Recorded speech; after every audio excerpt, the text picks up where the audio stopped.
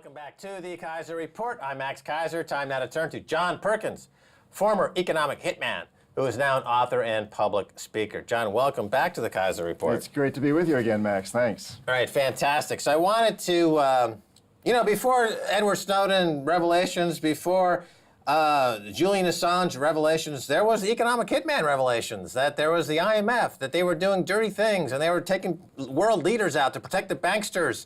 So let me talk about what's happening in the Middle East and Eastern Europe, where IMF debt, whether in Egypt, Libya, or Ukraine, always seems to follow coups. What's your current thinking?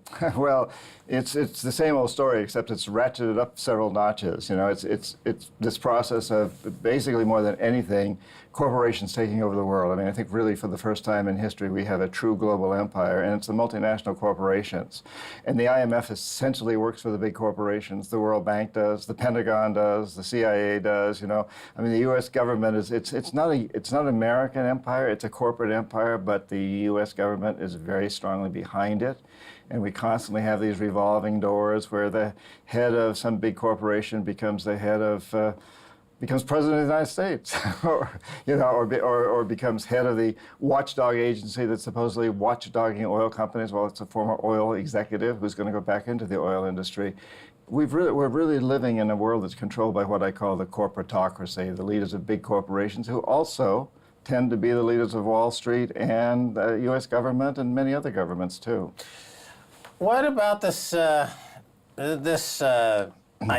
that there's a cycle that's repeating, but it seems like the public, for the most part, forgets. They don't seem to understand that every time there's a new episode, it's all connected. What's happening today and in these areas around the world, this is connected to what we've seen in the last 20 or 30 years. The empire, as you call it, the U.S. dollar empire. Why is there such a propensity toward amnesia? Well, I think a lot of that goes to do with the fact that people around the world feel like they're getting better in some respects. So we've got the internet. Everybody's got television today, you know. Everybody's got refrigerators, not everybody, but more and more people. The material things that seem to make life better, that Hollywood tells us makes us happy, are more prevalent throughout the world. So there seems to be this growing prosperity, and yet at the same time, what we're really understanding is that the rich are getting a lot richer. You know, it recently came out that 85 people have control more resources than half the world's population, and that we're living in a feudal society, but the people, the bourgeois, the people living outside the castle, are also getting all these little perks. And yet I also think, Max, people are waking up. I mean, I think we're seeing this around the world. I'm encouraged by what we're seeing, people, really demonstrating against climate change, people demonstrating against Wall Street. I think people are waking up wherever I go. And I've been traveling on the speaking tour for about 10 years since Confessions came out, and I've really seen a change in attitudes around the world. So I think people are beginning to wake up, but we're also getting all these perks all the time that make us feel like we're all getting better lives. Now, you mentioned you're out there in the public, you're speaking with people, you're shaking hands with people, and the question is, I want to talk a little bit about how you are trying to affect people or reach people in a different way than just to educate them about the facts. It seems like you're also trying to bring about a consciousness raising. Your background going back to the 60s, you were originally in the Peace Corps working with folks, indigenous peoples in South America. And then you started your career as the economic hitman that we know about from your books. But it seems like you're back, maybe into the period of the indigenous people who seem to have something sacred that is missing from today's culture. And so today when you talk about, for example, shape-shifting, it goes back to these kind of indigenous cultures, and so you see that there's a possibility to bring about in our modern era this has an application as such. Is that fair? Yeah, it is very fair, and I'm here in London to speak at this conference this weekend on plant consciousness, and which is very interesting. The indigenous people all over the world, and I've studied with indigenous shamans on just about every continent, and they all have prophecies that we've entered a time with the potential for tremendous change. And some of these prophecies go back thousands of years when this time was prophesied, the Mayans, the Quechua, and so forth. And I really do feel that we are going through a consciousness revolution, and I feel that the future may look back on this time as being the greatest revolution so far in history, bigger than the agricultural or the industrial revolution. A consciousness revolution where we're waking up to the fact that we live on a very fragile space station that doesn't have any shuttles, and we need to take care of it. And the fact that we can all communicate with each other, the fact that this program can be instantaneously viewed around the world by people deep in the Amazon, in the Himalayas. That couldn't happen 5 years ago. It's happening today. People are communicating where there's an awakening that's happening, a consciousness revolution. And I feel that my job, and I feel very blessed to have this job, is to go around the world and announce this. I'll give you an example of some activism here in the UK. We've been talking a long time on this show about Wonga, which is a payday lender, that at one point was charging annualized interest rates of 5,000%. As a result of our revealing and pushing the near criminality of this company, they were forced now to roll back their work doing this. They're now having to forgive 330,000 people of what are essentially illegal, usurious loan sharking. And so is that an example of what you're talking about? So in other words, this company, which is tied into that IMF system of banking oppression, they're getting their wings clipped. They'll probably be put out of business. A lot of people say that's a bad thing, but your thoughts would be what? Well, my thoughts would be it's a good thing. I mean, you've exposed something very, very important here to expose, which doesn't mean giving people loans is a bad thing, but it means that they're doing it at those usurious rates. That's criminals, obviously criminal. And yeah, I think we're at this time when this is becoming a lot clearer. So the fact that we're talking about this, Max, is very encouraging. And a lot of people are viewing this show.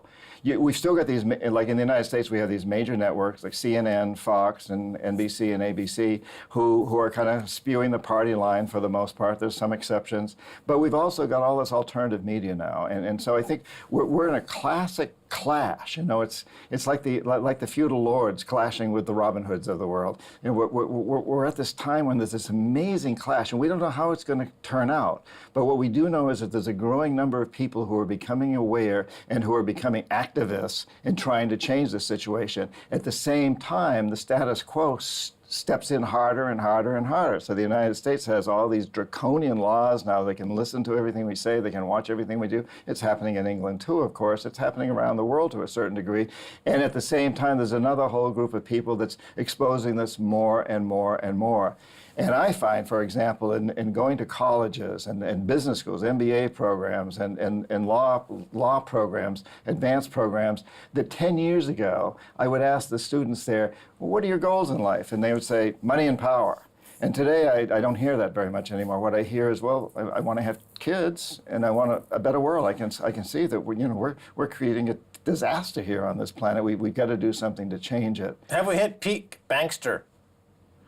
Probably not, but I think we're also realizing that there is a peak bankster, and that's an important realization. Okay, let me also add, to put this into historical context, because your book, Confessions of an Economic Hitman, was really a seminal moment in this consciousness of raising a movement. And a lot of the work in that book and your work goes back to Latin America, when you were active in Latin America. And now we find that in Latin America, they have a lot of governments that are more in tune with the indigenous populations. They seem to be eschewing the IMF, et cetera.